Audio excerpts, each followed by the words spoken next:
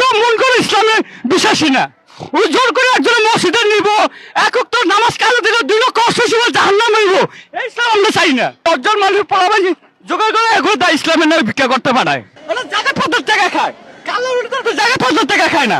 আরে বক্তা যে বলৎকার করে এটা জানে না।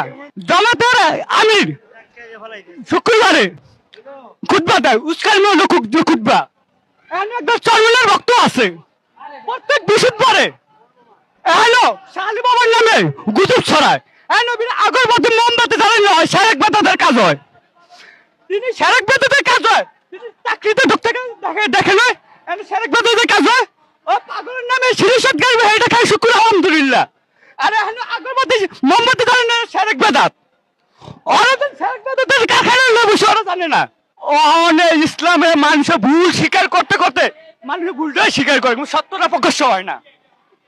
কত বলি আল্লাহ যারা ইসলামের ভূমিকা লইছে, এটা কি সত্য ভূমিকা লয় না। ওই বক্তায় কইছে, ওই তক্তায় কইছে, অমুক মাওলানায় কইছে, এটা বিশ্বাসী। এটা সাধারণ মানুষ আমরা বিশ্বাস করে।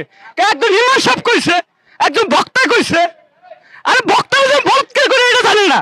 আমরা চাই শান্তিপ্রিয় ইসলাম, আমরা ওই মন করে ইসলামে বিশ্বাসী না।